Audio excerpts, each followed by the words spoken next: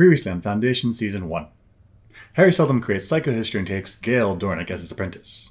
Harry creates the Foundation on the remote planet Terminus. There, Salvor and ethereal Harry broker a peace between Anacreons, Thespins, and the people of Terminus, thus revealing the true purpose of the Foundation. The Cleonic dynasty rules the Empire from Trantor. Respect and enjoy the peace. They are echoes of Cleon I, who by the end of Season 1 is genetically tampered. Future Cleons are imitations at best. What did you think about this episode, Season 2, Episode 1 of Foundation? Season 2, Episode 1, I give it a 6 out of 10. Of course, the production values are top-notch, but I did have some issues with the story. Like the Empire is falling apart, and I imagine that in the periphery, or different provinces falling away. Not necessarily ninja attacks in the palace itself. Seemed a little extreme to me. To me, the Gale and Salvor storyline is getting a little silly with all the coincidences and force guidance that we've been seeing. We'll see where it goes. Maybe it'll recover, in my opinion. And another problem I had was we're already off the Selden plan after the first crisis. We haven't even gotten 3-4 crisis in the books yet before the Selden plan starts to fall apart and the probabilities start to lower. I also have a problem with Gale and Salvor and the Emperor being so competent at things like fighting and survival and fishing and swimming and all these things. Where did they learn these skills? And the tech is getting a little too incredible. Maybe this will cause problems in the future. But I do enjoy the episodes. The production values are there. The acting is there. It's a great ride. So I give it a 6 out of 10. What do you think? I give it an 8 out of 10. I'm super excited for Foundation. Foundation Season 1 was awesome to me. I haven't read the books. I don't know. I preferred the non-altered Cleons. I liked the stateliness, the demeanor, the composure of the original Cleons. And so it's interesting. It was interesting to see how the genetic manipulations, how little differences in the genes could actually cause big differences in their personalities. It is wild. It's absolutely wild that Gale and Salvor met up on the planet Synax. It's just like needle in a haystack. They hit each other, and it's absolutely wild that happened. I'm curious. I'm excited. I'm excited to see how the Foundation is going to grow over time, because it's basically like nerd party. It's basically like nerd culture. Like the smart people get together, build a foundation, and they're going to become comparable to the Empire. I'm super excited for that. But at the ending of Season 2, Episode 1 is wild. Like Harry pops out into reality, and he's like battle beat up and like angry at Gale. He calls for a reckoning. Like, whoa, where did that come from, and what's it going to happen? Ready to talk about today's episode? Let's do it. Let's do it. So, this is a picture of Gale and Salvor on Synax, and I'm just blown away by their ability to survive in a place that doesn't have technology available. I mean, they've got wooden, dilapidated, leftover Synaxian wooden shacks on the water. This is salt water, probably. They're able to get water. They're able to fish. They don't have panic in any way. Somehow they're staying warm. They're not really clothed well. That's right. I don't see a vegetable in sight. They're gonna have nutrition problems. Yeah, and there's no panic in them. Like, they're isolated. They don't have access to a ship necessarily, and they're just completely composed here and happy with this survival situation. It just blew me away. This world has to be like perfectly temperate, because otherwise they should be either too hot or too cold. That's right. And the water situation, so wow, they're so composed. The survival skills through the roof. Salvor has never seen an ocean. She's on Terminus. That's right. She's from Terminus, this like rocky desert planet, and then she adapts to this ocean world. Not a problem. Right. In fact, why would she know what a fish is? Right. I mean, she probably read them in books, but that's not the same thing as like getting on a boat, rowing to the place, putting up the thing, spearfishing them. Yeah, I mean, crazy. Getting on a boat. Why would she have any concept of what a kayak is? But she like hops in. She see a kayak like the day before. She like hops in. She's like knows how to do it. Yeah. Whew. Maybe Salvor feels. She feels where the fish are. She like feels the knowledge. She like sits in the kayak. She's like, I feel like I know how to kayak. And just starts going. Yeah, okay. She's got force knowledge. Yes. Yep, absolutely. Also, this is let's talk about the connection between Salvor and Gale. My name is Salvor Hardin.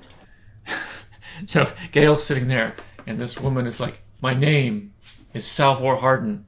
And Gale's like, wait, who are you? Okay. Do I know you? Do I know you? Oh, you're a person with a name. Like, I'm sorry, Hi. nice to meet you. Hi. How you doing? I'm your daughter. Whoa. Whoa, okay. I don't have a daughter. Are you Gale Dornick? Then I've got an update about a certain embryo you may or may not remember donating. So does Gale believe this right away? So a person they've never met introduces themselves with an epic name drop. It's like, I'm your daughter. Gale would be like, let's get to a civilized planet, maybe get some genetic testing going on, just to verify. Gale Dornick, I also know your name. I'm therefore your son. Yeah, so Gale just takes this on board and is like, yeah, sure, you're my daughter. I was in cryosleep. Yeah, me too. Guess we both slept our way into the future. How old are you? Wait. Every time you sleep your way into the future. It's true. In fact, when you're conscious, you're consciousnessing your way into the future. That's right. Logically, Older than you, I'd wager. Salvor Hardin. So who stole Gale's ovum? I think what it was, if I remember in season 1, they're like, we can't have babies on the ship because the ship is not designed to have babies. So let's put ovums into cold storage. And I guess she must have volunteered. Oh, and they pulled it out of cold storage. Okay. Yeah, they're like, time to babies. Okay. And Gale's like, I give you my consent from beyond the grave. That's a good point. Mari Hardin. That's a good point.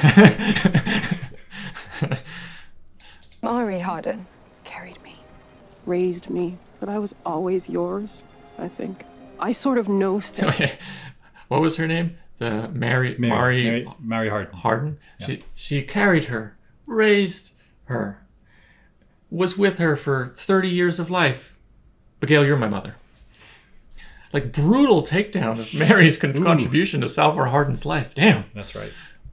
Brutal. I wonder, did they raise her? We like, yeah, we like raised you, but you're actually someone else's kid. Yeah. Because like, why would Salvor even know? Mm-hmm. And then, yeah.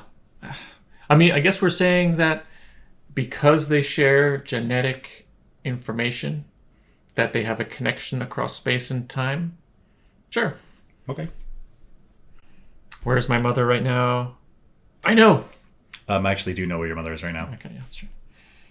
Think. I sort of know Sit home with things. your dad. Like, I knew to come here to find you. Did you come here? Okay, so Salvor knew to come there to find Gale. Let's think about what there means here. So we've got a galaxy, which is potentially 1 trillion stars systems. Mm-hmm. She honed in on a planet. That's a speck of dust on the galactic scale. And on that, it's a full planet, so size of Earth. So she honed in on coordinates, very specific coordinates, on Synax. Not only that, she honed in on temporal coordinates as well, because Salvor landed first and then knew Gale was going to come into those exact coordinates Sometime later. And know that the ship is under the water, which she can't see.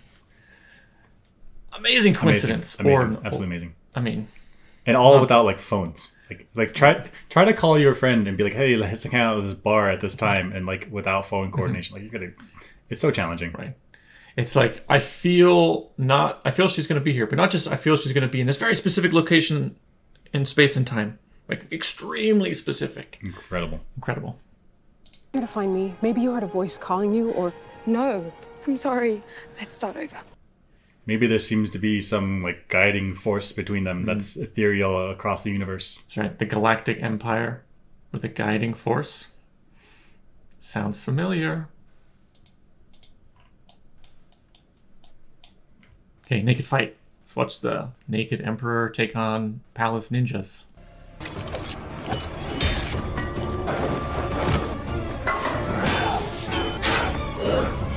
Wait. I just noticed this. How strong is the Emperor? He threw an android across the room. Look at that. That's right. Oh, wait, no. The android she's launched herself across the room. Can we watch again? I think he did throw her. Did he throw her? Yeah. I mean, that's incredible strength. Yeah. That's a full, adult. Well, I have no idea how heavy. Right. She could be very heavy. She could be very heavy. Well, I guess she could be very light. Yeah. Yeah, he definitely throws her. Also, can we take a moment and say he did not have to hold her head up to get cut off? Like, he could have just...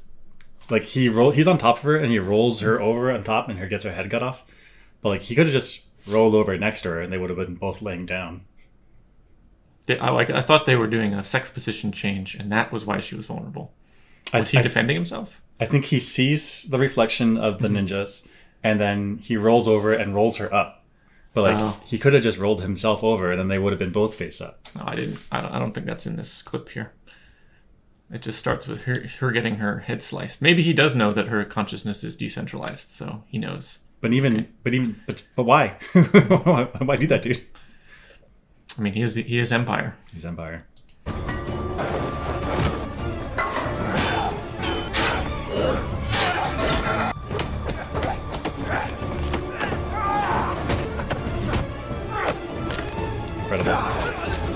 So these assassin people, right? They've been able to hack the Empire's what is it called? The shield thing? The aura. The aura. They're able to hack the aura, able to set this up, able to get the timing right, and send in their best assassins. The Empire is completely outclassing them in martial arts.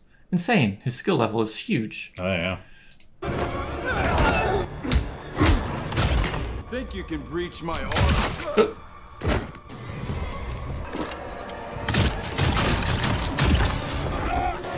Why didn't the ninja assassins start with the guns?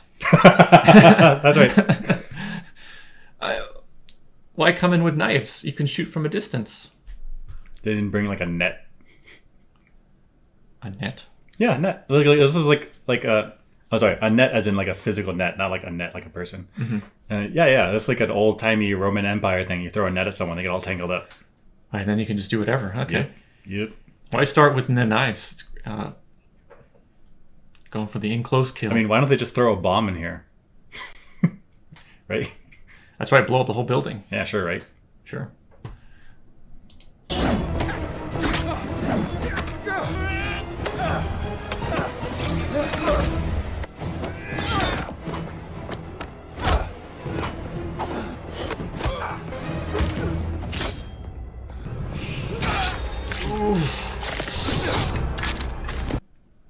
So weird ninja tactics, but I totally want to be Empire. Like, so cool. Yeah. Yeah.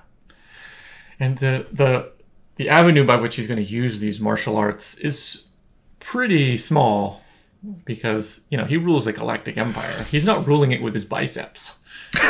So, like, he would very rarely need to use this. But he's, like, not just in tip-top shape. His skills are top-notch. That's a good point. It's so it's strange that he knows martial arts, because if he's always protected by the aura, why would he feel the need to know self-defense? Right, it's like the president of the United States, like, I need to train in martial arts because I'm the president. Like, you got Secret Service all the time. You have people for that. Right. It's not, you're there for your mind. But it's a cool scene. Okay, here we see the Prime Radiant, and we see inside through a vision of Harry is that there's some type of AI something going on there. At first, she chooses to visualize herself as his ex-wife, and later on, Harry cracks the code that she's actually Kali, the mathematician that wrote the poems back in the days. And so I thought maybe this is... So it's an AI, some type of artificial intelligence that developed itself inside this Prime Radiant. Will it eventually reach out and talk to Demerzel? Because they are the last two artificial intelligences in the universe. So I wonder. I'm calling the shot. She may turn Demerzel against Cleon. How would the AI within the Prime Radiant connect with Demerzel? They're separated by light years, right? How would that happen? No idea. Oh, okay. Yeah, I haven't thought that out. I guess we don't really know how communication works. I guess there's some kind of internet. I mean, potentially she could get the Harry clone the Harry like computer clone to go interact with her. I have no idea. Mm-hmm. I guess like send through the Foundation galaxy-wide internet, send herself maybe, Harry through space. Maybe, I don't know. Is the Invictus still around? What's that? Is the Invictus still around? I think it's still around, yeah. Still around. It's just on the other side of the star from Terminus. Mm-hmm. Maybe she controls the Invictus and jumps it over to Trantor. I have no idea. Oh, okay. It just felt like a neat where the last two of our species connect with each other. That's right. In fact, it's implied that Demoiselle is the last of the robots. I think it's explicitly stated. She's the last of the intelligent robots. But I guess there could be Galaxy's a big place. Sure. Could be places where robots have snuck. It Like, after Order 66, robots have gone into hiding. That's right. Or heck, like in Mandalorian, there's the Mandalorian coverts. There could be a covert of intelligent robots. Right, and it's just laying low. Yeah. And maybe they could get blown wide open. Or not. Maybe she truly is the last robot. Well, it's an interesting idea. Mm-hmm. All right, let's watch Feel the Future and Past. I have this instinct to walk the perimeter. So Salvor has an instinct to walk the perimeter. And she's never been trained in that. Just walk the perimeter. That's right. It's called training. Wherever I am. So I took your boat, did some boat fishing. Fish here practically volunteer. How would she know how to fish? It's just... Ow.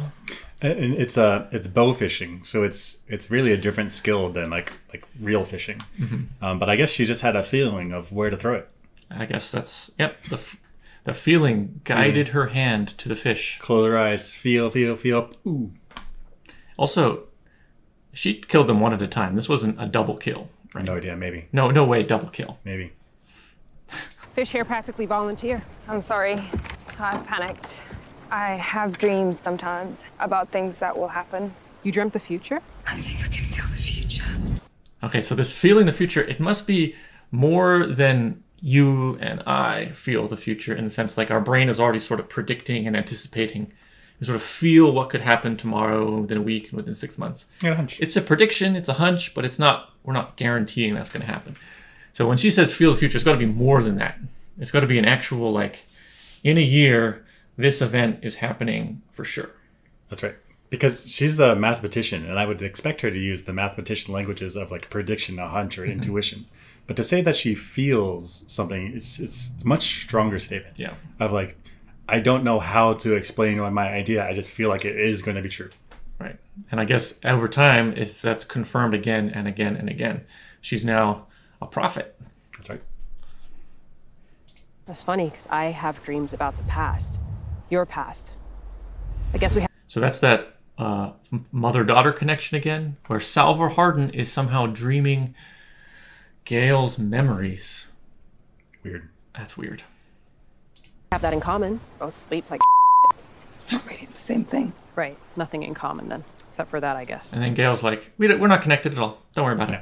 Don't worry about it. We're not I connected. see that you're reaching out emotionally. No. No, absolutely not. Yeah. I mean, actually, that kind of makes sense. This person lands, or like, this person is here. I guess Gale took her out of hibernation, brought Salvor up. And then this person's like, I'm your daughter, we're connected. And Gale's like, What? who the hell are you? By the way, I'm older than you. Yeah. What? What? Who? And you want a connection with me? No, sorry. It's a lot to drop on someone. That's right. But she should just feel the future and then know.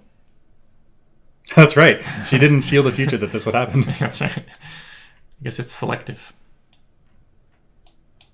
Genetic drift. Let's watch it. Let's watch first.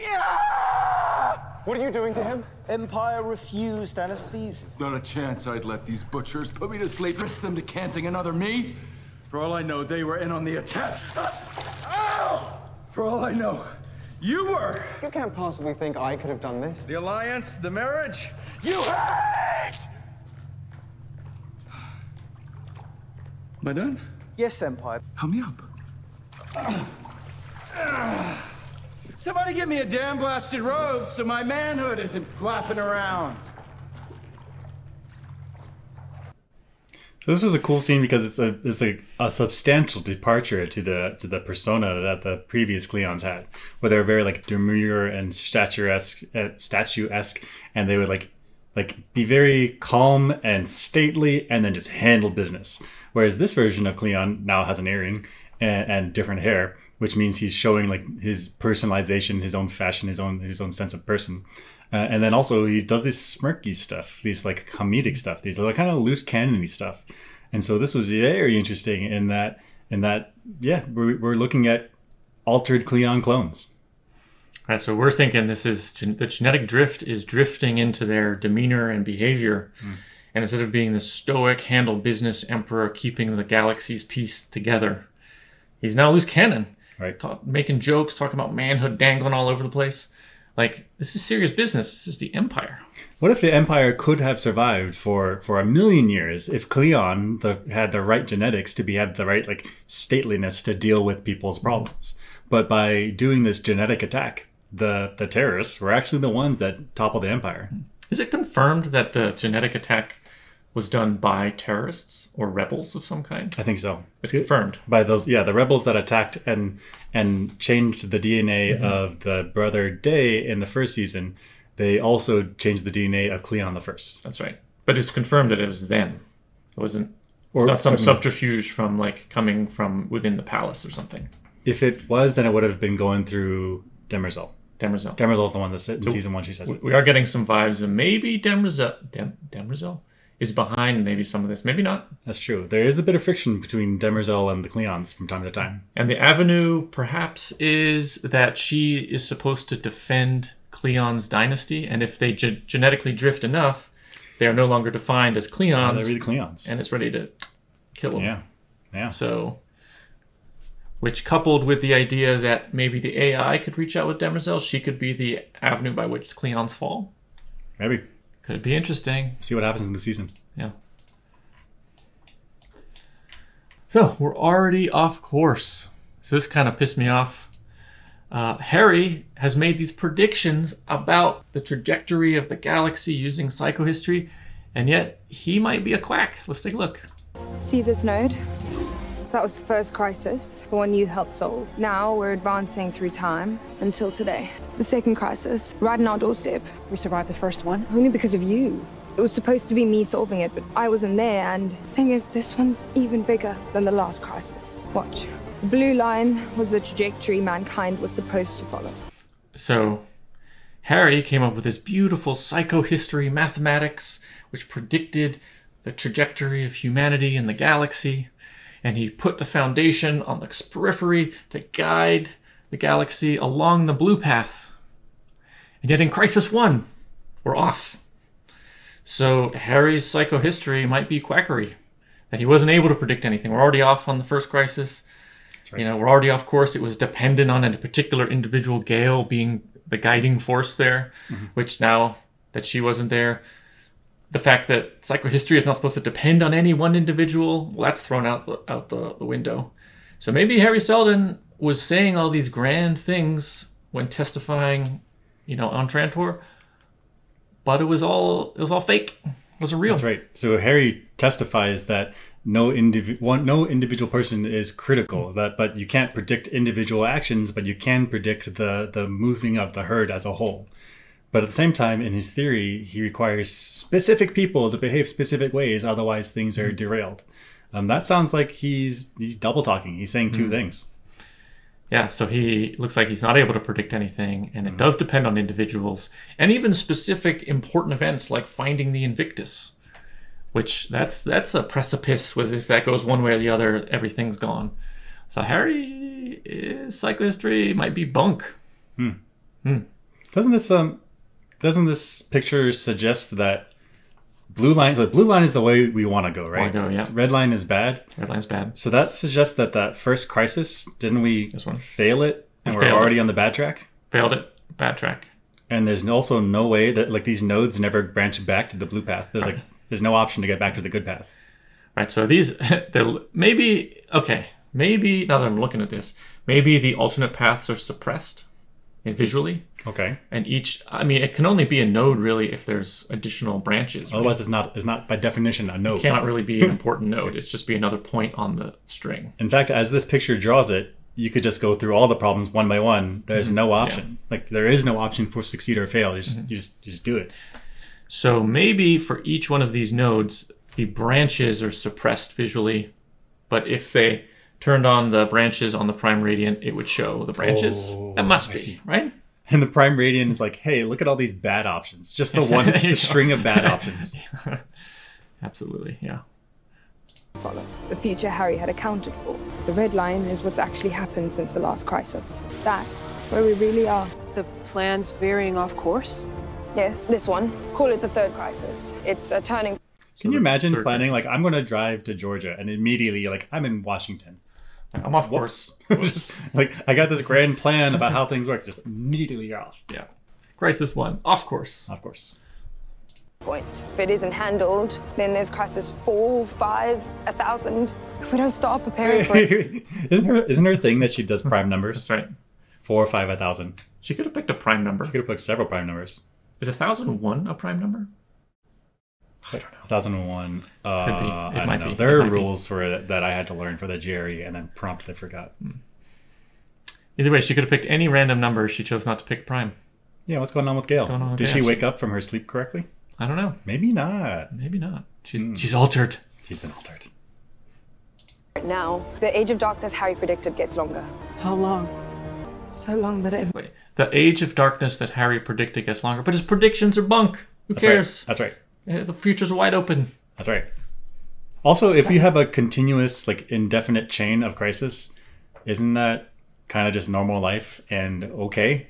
Yeah. Like the scenario where there's no more crises is either the world is perfect or there's no more people. Like there's always going to be problems as long as you keep going along this path. It's okay, actually. It's kind of like, the Roman Empire falls and it never gets back together. But we're here. That's right. That's right. The world moved on. So maybe the Age of Darkness is just life. In fact, the continuance of crises means that people are around. That's right. That's actually not a bad thing. All right. Okay. Never. Okay. Okay. So I think Harry's predictions are no longer important. That's right. So at this point, the future is wide open, and whoever, for individuals matter, and specific events have important implications for the future of humanity in the galaxy. So future's wide open at this point. I didn't read the books, so this is super fun for me. I read the books. I'm struggling. That's all I'll say. Super fun. I love this show. Super fun. Neural audit. Interesting technology. Let's watch. You and Dusk will submit to an independent neural audit. It will comb through your memory engrams, check the memoriam. You think that we could have done this? Under normal circumstances, no. So my first thought was this meant that Brother Dawn maybe has a split personality, is unaware that he's planning coup attempts against Brother Day. Because if he knew that if he consciously was doing this planning, then he would have to be lying right now. But if he had split personality, he could convincingly tell the truth that he's not planning it while simultaneously his other consciousness is planning it. That's where my mind went with this. My thought was, if they can read memories, can they also write memories? Could they also delete memories? My thought was Brother Dusk. Brother Dusk doesn't like that Day is having provisional marriage, and it's destroying the tree trunk of the Cleon Empire. So he could arrange for an assassination and then wipe his own memory, so that way he could tell the truth and be fully protected against the attack against Day. So I went with split personality, and you went with mind wipe. I don't know what the tech is.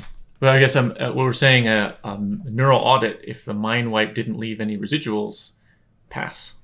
Yeah. So that's interesting. I don't know what tech they have available on Trantor.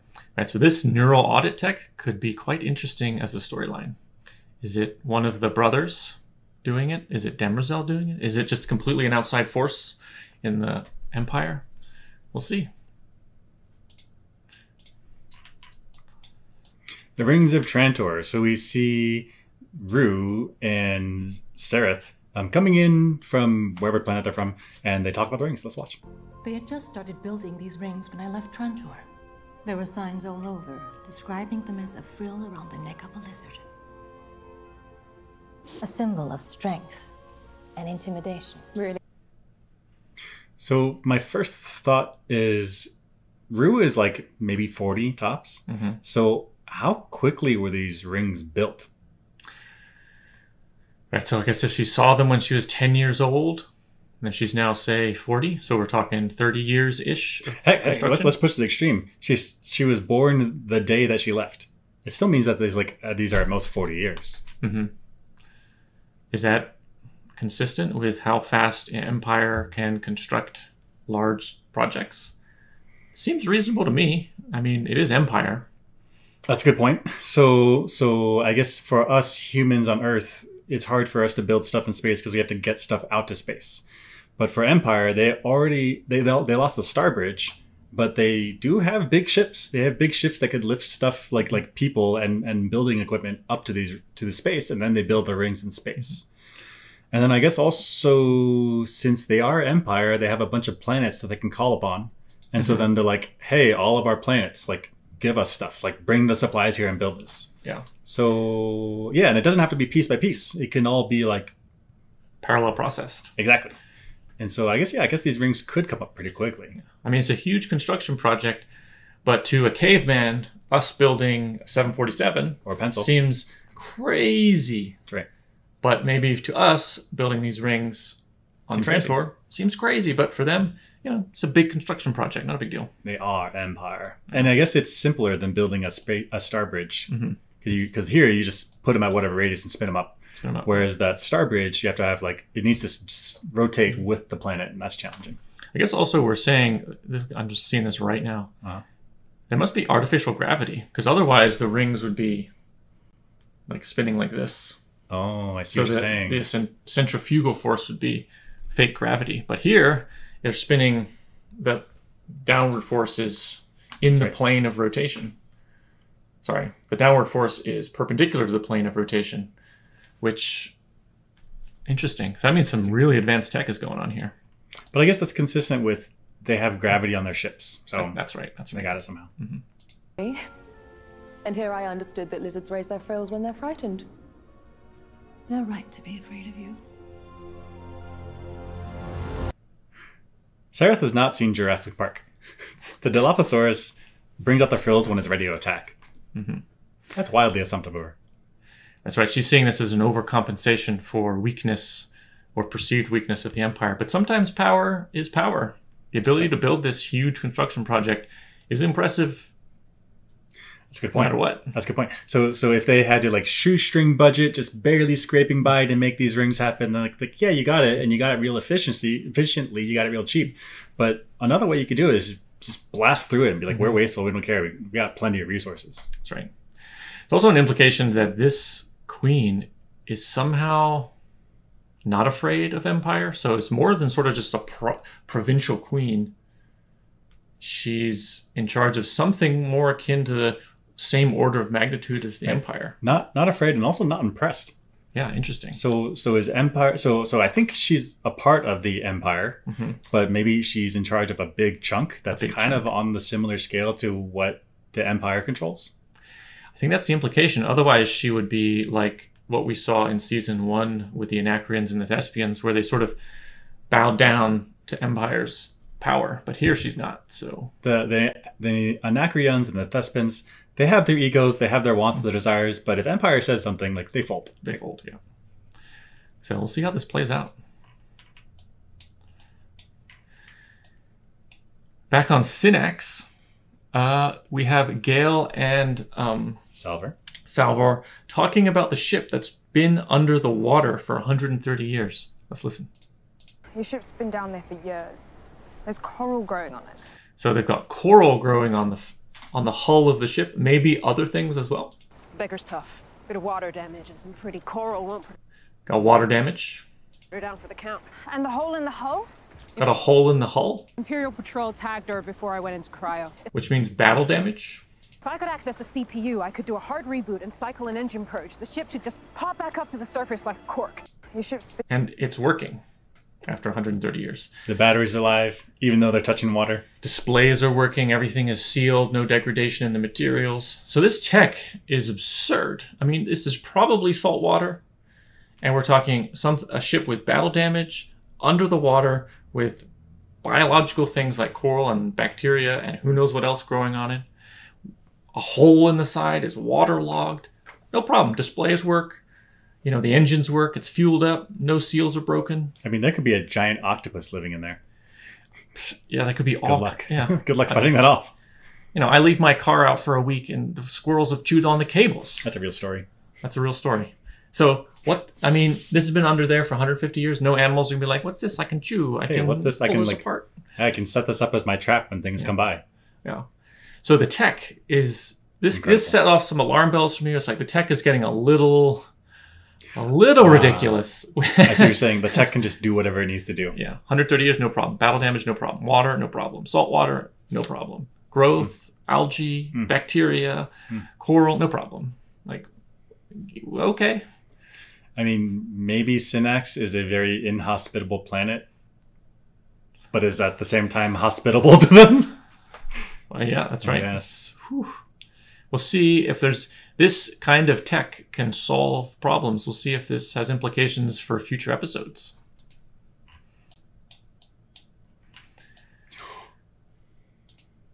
So they decide, Gale and Salvor decide to go restart the ship because they know it's in great shape. They go down in the water, incredible swimming by Salvor's never seen an ocean before. They're composed when they're running out of air, and they're just executing flawlessly the switch and the opening the thing and flip the thing, and they're just completely relaxed the whole time. They're going to execute it flawlessly. Let's watch. Jumping in the water. No problem swimming. Swim, swim, swim. Through the hole. Through the hole. They didn't get caught in any sharp stuff. Nope. They're swimming quickly. Running low on air. Physical exertion. Display's still working. Complication. They got to open this thing. Here, Salvor is passed out. There's no panic. It's just, I'll just pass out. That's right. No thrashing. No gasping, no freaking out. Yep, just completely like in the zone of total meditation. Oxygen transfer. Now it's Gale's turn to be like, you know what? It's a survival situation. I know the right move is to just float. That is right. So if you're in a survival situation, you want to minimize your energy expenditure. So just relaxing is the right thing. Okay. So I thought Salvor was passed out. Mm-hmm. In which case, when Gale gives Salvor some oxygen, how did she hold her breath? Like, I mean, I've never been passed out, but like, I imagine you don't automatically hold your breath. Right. Maybe she wasn't passed out. She went into like some kind of low oxygen meditation mode. With no signal? She got a flashlight. No, flash. Like, I'm going under. I mean, head on a swivel. No. She doesn't need to flash because they've got that connection. Oh, they do have that connection. Right. That's true. They do have that connection. That's right. She grabs the blade end of the knife. Grabs the blade. Executes. Finds this little key thing, which if you're in panic mode, oxygen is at you're like really tense because you're about to die from oxygen deprivation, and you got to find this little thing and like feed it. Astronauts do this testing. Yeah, it's hard. That's hard to do, but no problem. Composed. Boop. Switch. Pop the cork. No problem. Lots of things have to go just right for this to happen. That's right. First Salvor knows how to swim. Like, what? Yeah. Why would she know how to swim? And it's advanced swimming, too. It's just down in water right, with oxygen deprivation. It's super advanced. Fully submerged swimming is different than on the surface swim. That's right. I was surprised that she wasn't like grabbing onto the walls or the netting and like pulling herself. That seemed like that's what I would do. So when this ship surfaces, if it's completely sealed, there's no holes, then the water should come up with it. They're still drowning to just above water. So if there's a hole in the side of the ship, which there is, then as the ship comes above water, the water flows out just like a cup with a hole in the side. But that also generates a lot of current, like water current. So they also got lucky that they didn't get pulled out the side of the ship. Pulled out the side of the ship, like out of control, like the water's going as fast as it's gonna go, and there's like a sharp edge, and like they really could have died there. That's right. They might get pulled out of the hole, which case it's got all these jaggy, battle damage, sharp metal things, which they could get dragged along and killed. Yep. That's not a good way to go. I mean, they got it. They're guided by some power. Also, if the ship, did the behavior they wanted, which is rising to the top, but did it 50% of the rate or 25% of the rate that they expected, they're running low on O2. Yeah. So that's, The surfaces, but they're dead. Their surfaces, but dead. So the fact that it had to like pop out of the water quickly was essential to the plan. It just, perfect. I guess they felt the future. That's right. That was unbelievable swimming, unbelievable composure, unbelievable execution, unbelievable prediction. These are really two special people. Special women. Whew. So we're introduced to the Queen. Queen Sereth the First. Let's listen. Who is she? Empire, allow me to present the doyen of the trade leagues, prime witness of the Cloud Cathedral, and most excellent queen, Sereth the First, sole descendant of Dominion. So the implication here being that this dominion that the queen has province over, I don't know what you call it, is large. It has to be large. Otherwise, she would never get into the position to be almost equal to Empire. So this is showing that the Empire is really falling apart, and in the core areas as well. Yeah. Yeah. But is it a dominion if they are a part of the Empire? You don't really have dominion if you're a part of a bigger organization. I mean, I guess to take an analogy from the Roman Empire, the provinces had a lot of autonomy, and sometimes rebellions occurred when several provinces got banded together under a certain person. And so technically still under the emperor, but they're like semi-autonomous. Semi-autonomous. So she's Sereth of the semi-autonomous zone. Yeah. Which means she has ambitions to be completely autonomous unless she gets what she wants from Empire. So Empire, you got to shut that down. You can't have people underneath the Empire thinking that they're independent. But maybe he doesn't have the power or the military strength to actually put down a rebellion like that. So he has to play the game in a different way, which is the marriage. This is another sign that the Empire is falling. Yeah, Empire is really struggling here, yeah.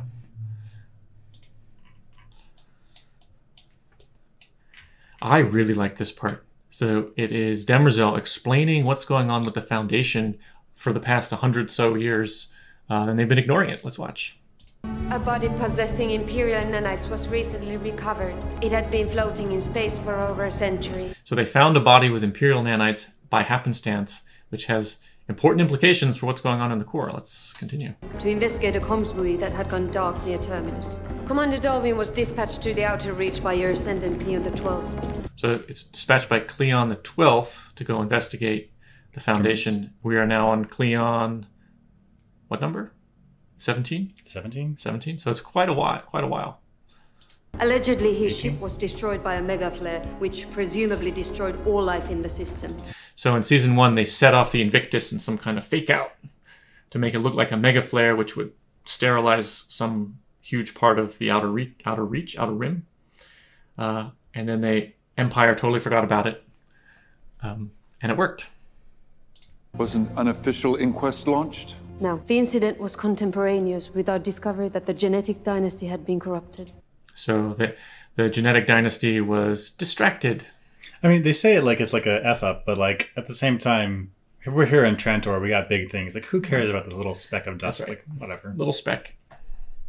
An Anacreon war party sabotaged the comms buoy and were laying in wait for us on Terminus. The Anacreons have located a derelict warship called the Invictus. Apparently, its jump drives are still active. Even your last living action is weak. Boom. We know they successfully boarded the Invictus. This was more than a century ago. Even if they did take command of it, they wouldn't have had spacers. The ancient fleet did not use spacers, and the jumps were very violent. Clearly they didn't use them. The Outer Reach has been dark since we cut it loose. Also a sign that the Empire is falling. So they used to have their fingers, their tendrils out into a big radius, but then at some point they're like, we cannot maintain this area. So they said, we're going to zoom in for a small area, Outer Reach, we're going to ignore you. All right, so they're cutting loose things on the outer arms of the galaxy. Territory that they cannot maintain. Yeah. And then Brother Dawn is acting like it's a power move. We're just going to cut you loose. But actually, it's more like we can't hold on to you, and you moved away. What if that darkness was by design? Spectral reconnaissance has confirmed there was no mega flare. There have been rumors of an alliance at the edge of the galaxy, led by magicians who glow in the darkness and fly unaided through the air, and whom weapons cannot touch. Who speak of a galactic spirit who will return and guide his people to a promised new age. Selden, so you're saying his foundation never withered away. They flourished. Sounds like the Foundation is using their technical prowess to build a religion out on the periphery and then build alliances And it's causing consternation here in the palace. Successful foundation. We'll see how this plays out. All right, that's it for Season 2, Episode 1. What's coming up? So there's a lot going on here.